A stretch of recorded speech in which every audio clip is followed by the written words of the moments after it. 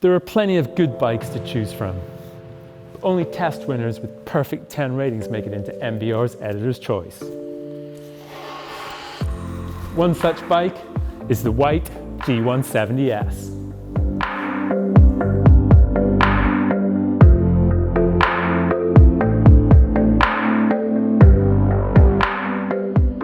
As the name suggests, it's gravity focused and it's pumping out a whopping 170 mil travel.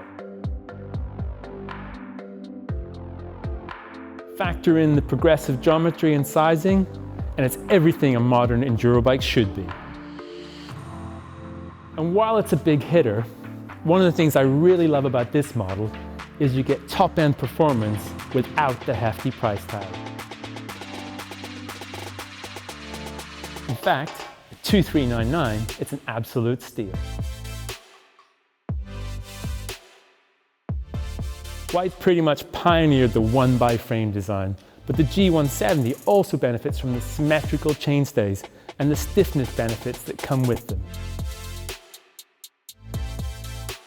Cutting-edge tech is all well and good, but what I really love about the G-170S is the ultra-low BB height that allows you to rail corners. In fact, when I first reviewed the G-170S, I cautioned that the low BB height is a double-edged sword because it cuts both ways. This bike is pedal-clippingly low. And to shed some light on why the G-170S is such a great bike, I'm joined by Sam Shucksmith, the engineer and EWS racer who helped develop it. Hey Alan, thanks a lot. Yeah, one of the things that makes this bike so great to ride is definitely the super low BB height. I mean, one of the things when I tested this bike originally, I suggested to any readers that were maybe worried about pedal clearance, they could just put 2.6-inch tires on just to lift it up a hair without compromising the handling. Yeah, that's another feature of the bike is it's got tons of tire clearance for up to 2.8, 2.6, wow. maybe even 2.8 tires. Okay. But that's not really where we wanted to go with this bike. We're pretty happy with the BB height, but we just wanted to make it even more capable. So what'd you do? So the first thing we did was increase the fork travel from 170 to 180. Okay. And along with that, we also reduced the offset down to 37. Okay, and so why did you do that? So we liked the effect of the short offset, which we developed on the S150 and really wanted to bring it onto the G170. Yeah, makes total sense. And in doing so, we found that the fork travel, increasing the fork travel and the offset really complemented each other and made a really balanced bike. Am I right in thinking you also changed the rear center measurement on this bike? Yeah, that's right. We also increased the rear center a tad.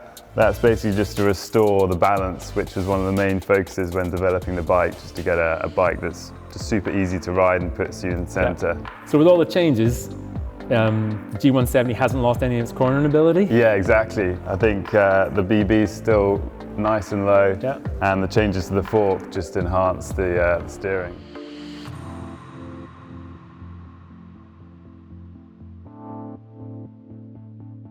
It wasn't always rosy though, and before the G170 arrived, Whyte struggled to nail the suspension on his G-Series bikes. It's a very different story now.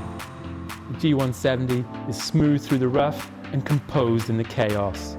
It's also a breeze to set up, so you don't need to be an engineer like Sam to get an optimum setup. So today we were riding the trails in the forest riding where I first tested the G170S, and it's every bit as good as I remember.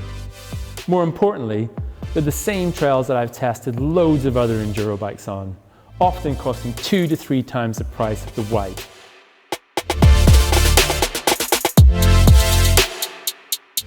But what impressed me most about the G170S isn't that it's killer value for money. It's that it's as fast as any bike I've ridden.